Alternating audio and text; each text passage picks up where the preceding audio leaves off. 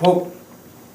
우리 한국 사람은 복을 비는 마음에서 태어나고 복을 계속 추구하면서 살아가고 또 다른 복을 얻기 위해서 일생을 마치는, 어쩌면 우리 모든 마음 가운데 복의 개념이 아주 강합니다.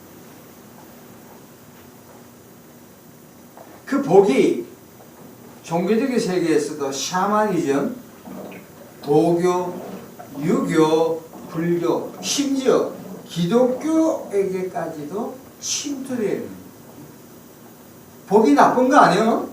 잘 먹고 잘 살아야 합니다. 자, 그런데 우리가 성경적인 측면에서 복은 무엇인가, 이걸 봐야 돼요.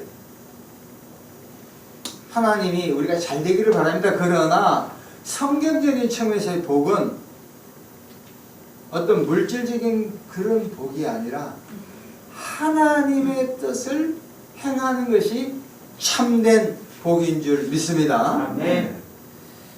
제가 처음에 가만히 생각해보세요. 우리가 마태복음에서 기적을 행하고 표적을 행하고 병을 치유하고 다 좋다고요. 근데 그것이 잘못된 것이 아니라 그분은 하나님의 뜻을 어기면서 했다는 그 자세라는 거예요. 자, 그래서 우리 요한계시록에 보면은 몇 가지 복이 나옵니까? 7가지 복이 나옵니다. 특별히 구약에서 보면은 아브라함, 이삭, 야곱에서는 주로 가시적이고 현실적인 복이 나와요. 땅에 대한 복이고 자손에 대한 번영이고 집안에 대해서 하는 번영, 이런 것이. 그러나 신약에 나오면은 산상수훈에서 몇 가지 복입니까? 8복이라니까요. 첫 번째가 심령, 마음이 가난한 자는 복이 있나. 이걸 보면 blessed. 그래서 이 진짜 이 요한계시록에 나타나는 몇 가지 복입니까? 7가지 복. 요한계시록에는 7자가 많이 나오는데 완전수를 내야 된다. 자, 그래서 찬찬히 7가지를 보자는 거죠. 자, 첫 번째 요한계시록 1장 3절 제가 읽습니다. 이 예언의 말씀을 읽는 자와 듣는 자와 그 가운데 기록한 것을 지키는 자. 첫 번째, 요거에 대한 그 문맥적인 배경이 뭐냐면, 성경의 말씀 읽는 것이 개인적으로 읽는 것이 아니라 사도 요한 시대의 초대교회에서 예배 행위 중에서 나와서 성경을 낭독하는 거예요. 그 절차가 있는 거예요. 그래서 우리가 개인적인 읽는 것이 아니라 이 예언의 말씀을 읽는 거예요. 그러니까 성경을 낭독하는 겁니다. 두 번째, 중요한 포인트가 듣는 거예요.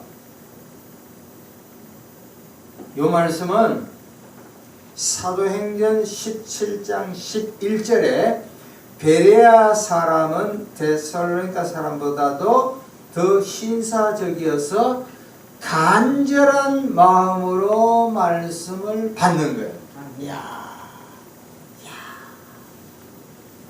은혜 받은 비결은 물론 목사님에 따라서 성경을 잘 분석하고 기도해서 충만한 게 있지만, 말씀을 어떻게 해요? 간절한 말씀을 받는 거예요. 옛말에 이런 게 있죠. 어머님들이 자식들에게 이제 밥을 먹이잖아요. 최고의 그 성분 어떤 그 재료를 갖고 하지만 자식들이 음식을 먹고 안 먹고는 엄마 손 반찬에 맛도 있지만 뭐요? 다 같이 시장의 반찬이다. 시장의 반찬. 배고프면 아무거나 맛있어. 네. 진수성찬을 차려놓더라도 까다로우면 입맛이 까다로우면 잘 먹지 않아. 그래서 여기서 가장 중요한 포인트는 대표자가 와서 성경을 읽습니다. 그리고 그 다음에 뭐요? 간절한 마음으로 그걸 받아들이면 여러분의 갖고 있는 모든 스트레스, 문제, 질병이 예수 이름으로 날아가는 역사가 오늘 우리 가운데도 나타날 줄로 믿습니다. 이게 복이에요. 이게 복이라.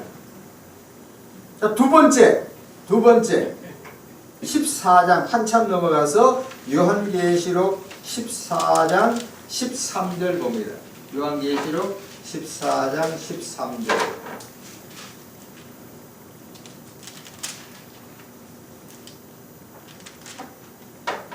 자, 413페이지 14장 13절 한참 찾아야 합니다. 훌쩍 넘어서 요한계시록 14장 13절. 이것도 기가 막히게 중요한 구절입니다. 자, 같이 읽읍시다. 시작.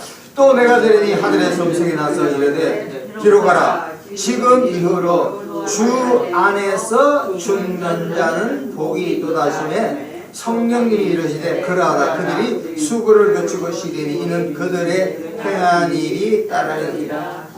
두 번째는 뭐냐면 주 안에서 죽는 자는 복이 있대. 왜냐하면 이게 뭐냐면 예수 믿고 죽는 자가 진짜 복이 있는 거예요. 아멘. 모세는 시편 90편에서 사람의 수가 70이라 강건하여 80이라도 요새 말하면 9988 234 한다 하더라도 우리나라 100세 넘는 사람이 상당히 숫자가 올라와요. 자꾸 늘어나요. 110세, 120세. 이 땅에서 부귀영화를 아무리 누렸다 하더라도 예수 믿는 사람은 하나님께서 예수 믿는 사람을 죽는 순간에 따로 배열한 거예요. 제 개인적인 체험입니다. 저희 아버님이 1989년 6월 29일에 소천하셨어요. 순복교회 장로님인데 순복교회 개척하셨죠. 지금도 대구에 있습니다. 새벽 3시 15분 돼가지고 사남매가 있었고 형님은 이제 외국에 계셨고 어머님도 계셨는데 어머님 잠깐 화장실에 갔는데 아버님이 꼴깍꼴깍 하다가 숨을 마쳤습니다. 자, 근데 저 신학 졸업생입니다. 갑자기 하늘에서 하얗게 입은 두 천사가 내려와서 아버님이 시신을 이렇게 올라가요. 그래서 뭐냐? 이게 천사구나. 다시 말하면 예수 믿고 죽는 사람, 예수를 의지하고 죽는 사람은 불신자와 천다르게 그 영혼이, 시체는 비록 여기 있지만 그 영혼이 낙원에 불림받는 줄로 믿습니다. 이건 영안이 열리지 않으면 볼 수가 없어. 우리 형제들이 그 당시에 내용이 있는데 유독 저에게만 보여줬다고. 왜? 목회할 때 사용하라고. 그러니까 주 안에서 죽는 건 예수님을 믿고 죽는 사람은 걱정 없는 줄로 믿습니다. 이게 천국의 티켓을 갖는 거예요. 다 같이 따라하겠습니다. 예수 믿고 죽는 자는 복이 있다. 시작. 예수 믿고 죽는 자는 복이 있다. 걱정할 필요가 하나도 없어. 자, 세 번째 16장 15절입니다. 16장 15절 415페이지 조금 지나서 16장 15페이지 다시 읽을까요? 시작. 보라, 내가 도둑같이 오리니 누구든지 껴 자기 옷을 지켜 벌거벗고 다니지 아니하며 자기의 부끄러움을 보이지 않냐는 그 다음에요? 복이 있다. 여기서의 포인트는 깨어있는 거예요. 우리가 잠을 자지 않게 깨는 게 아니라 영적으로 깨어있는 거예요. 영적으로 깨어있는 거예요. 여기서 깨어있다는 건 뭐냐면 여기 보세요. 우리가 신앙생활을 나름대로 합니다. 외면적인 신앙생활이 있고 내면적인 신앙생활 두 가지가 있습니다. 열처녀 비유 마태복음 25장에 잘 알지 않습니까?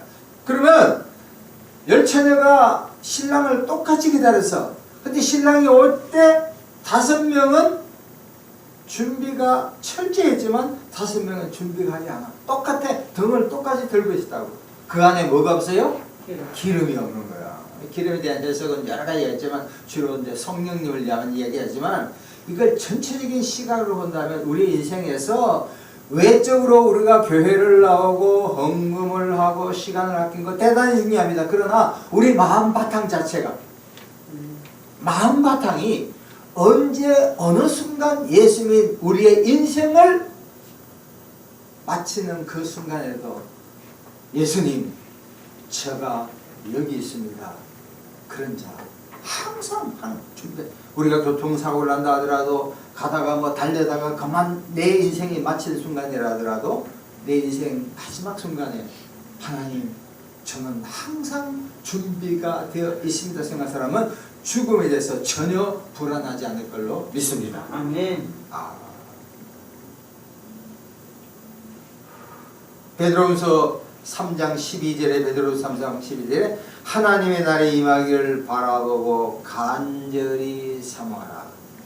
제가 좋아했던 그 안희숙 사모님, 전기도 많이 서고 책도 많이 했습니다. 그분이 안희숙 여사가 거의 7년 동안 감옥에 계셨어요. 그때 자기 딸을 위로할 때 항상 그래요. 이숙아, 하늘을 쳐다보라. 구름이 오잖아요. 구름 보면 예수님이 오신다는 거예요. 그래서 안희숙 여사님이 감옥에서 늘 힘들 때마다 하늘나라를 늘 삼아요. 다행스럽게 해방되기 몇 달 전에 출옥했잖아요. 그래서 출옥성도 해가지고 고신 한상동 목사님 감옥에서 이제 수고하면서 고신을 만들었죠. 그래서 세 번째 복은 언제 어느 순간 예수님이 올 때를 우리가 맞이할 준비를 하자는 겁니다. 네 번째, 자 19장 9절입니다. 19장 9절. 네 번째 복이 뭐냐? 요한계시록 19장 9절.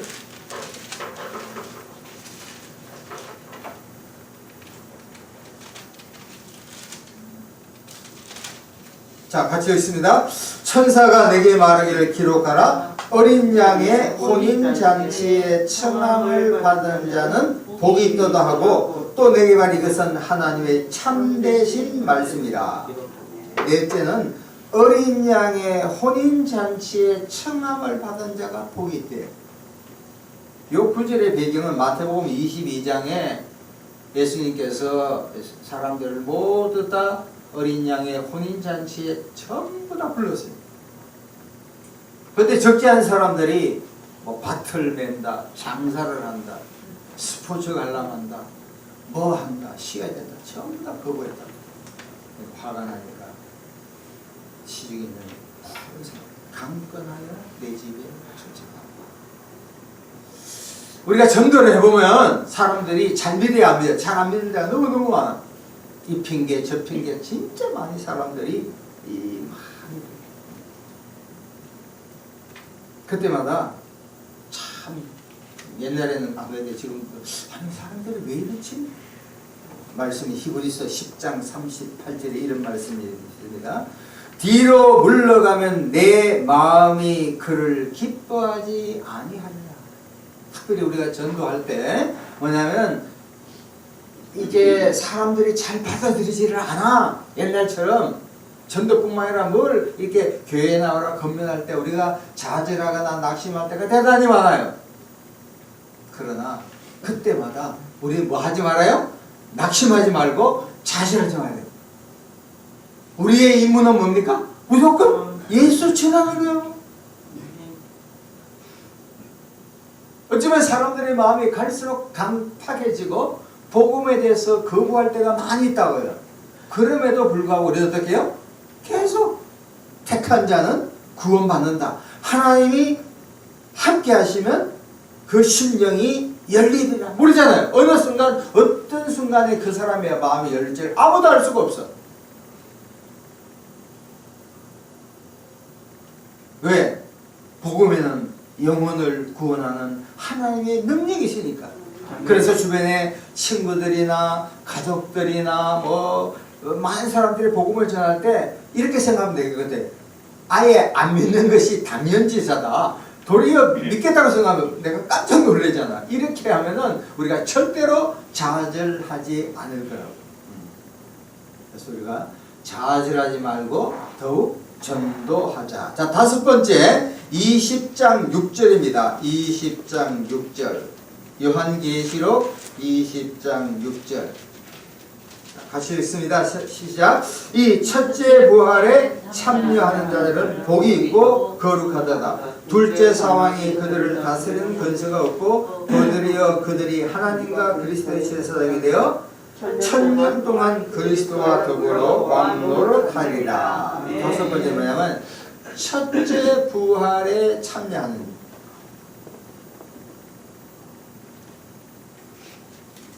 이 고린도 교회를 보면은 의심이 뭐냐면 예수 믿고 나서 육체적인 부활을 부인했어요. 끝나지. 그때 사도 바울은 고린도전서 15장 전체가 무슨 장입니까? 부활장이에요. 부활장. 그러면서 55절부터 57절까지 다음과 같이 얘기합니다. 사망아 너의 승리가 어디 있느냐? 사망아 너가 쏘는 것이 어디 있느냐? 사망이 쏘는 것은 죄요 죄의 권능은 율법이라. 우리 주 예수 그리스도로 말미암아 우리에게 승리를 주는 하나님께 감사합니다. 여러분 보세요. 우리 예수 믿는 사람은 두 번 죽지 않습니다. 한 번만 딱 죽어. 아담과 하와의 죄로 인해서 육체적인 죽음, 사람이 70, 80, 90 다 돌아가죠. 그러나 성경에서 말하는 둘째 사망, 하나님하고 영원히 사라지는 그 죽음은 없다는 거예요. 예수 믿으면, 진짜 내 마음에 예수 그리스도를 믿으면 우리가 주님과 마지막에 영원한 생명, 영생 얻을 줄로 믿습니다. 그러니까 우리가 언제 어느 순간 어떤 한 상황에 있더라도 예수 그리스도를 나의 구세주, 세상에서 나를 구원하고 죄에서 벗어나게 하는 그 주님을 믿으시기를 예수 이름으로 다시 한번 권면드립니다. 여섯 번째는 22장 7절입니다. 요한계시록 22장 7절. 22장 7절. 422페이지. 같이 읽읍시다. 보라. 시작. 보라 내가 속히 이르니 이 두루마리의 예언의 말씀을 지키는 자는 복이 있으리라 하더라. 다시 한번 읽겠습니다. 시작. 보라 내가 속히 이르니 이 두루마리의 예언의 말씀을 지키는 자는 복이 있으리라 하더라. 그 당시 이게 이제 두루마리, 요새 같은 종이지만 이제 파피루스를 해가지고 이 성경 말씀을 보관하겠습니다. 이 말씀을 지키는 자. 무슨 이야기냐면 여러분 아침마다 경건의 시간을 할 때 말씀을 듣는 것, 또 사람들을 하여금 방송을 통해서 말씀을 듣죠. 주일날 말씀을 듣죠. 하여간 또 사람들의 상담을 통해서 말을 통해서도 음성을 듣습니다. 그때마다 반드시 깨닫는 말씀이 있어요. 많은 게 필요한 게 아니라 하나 내지 두 가지 그 말씀을 영적 일기장에 딱 적어. 그러면 한 주, 한 달, 1년 지나면 일기장만 듣게도 그 말씀 다시 한번 생각나는 거예요. 그 말씀을 어떻게? 내 삶에, 여러분의 삶에, 우리의 삶에 지키면 어떻게 돼요? 영적으로 성숙되는 놀라운 역사가 나타날 줄로 믿습니다. 마지막에 귀한 말씀은 22장 14절 말씀. 22장 요한계시록 22장 14절 같이 읽습니다. 시작. 자기 두루마리를 빠는 자들은 복이 있으니 이는 그들이 생명나무에 들어가며 문들을 통하여 성에 들어갈 권세를 받은 자들이라. 여기서 두루마리를 빤다는 것은 뭐냐면은 예수 그리스도로의 피를 통해서 우리의 죄를 용서받는 것이 가장 중요합니다. 신앙생활에서 가장 중요한 것은 내가 소원을 얻다, 물질적이다, 병 고친다, 자식이 잘 된다, 남편이 진급을 한다, 내 미래가 밝아지고 앞날이 창창하다. 그것도 중요하지만 그보다 중요한 것은, 가장 중요한 것은 마태복음 1장 21절에 그의 이름을 예수로 하라. 그가 자기 백성을 어디에서? 죄에서 구원함이라. 아멘. 인생을 살면서 부부관계, 부자관계, 친구관계, 모든 관계에서 지금 얽혀있는 게 너무너무 많아요. 우리 한국에 지금 몇 가지 문제가 빈익빈 부익부, 이게 가진 자는 더 가지고 갖지 않는 자는 더 가지고, 동서간의 어떤 문제, 이념의 논쟁, 또 세대 간의 갈등 해가지고 여러 가지 마음의 엉어리가 너무너무 많은 거예요.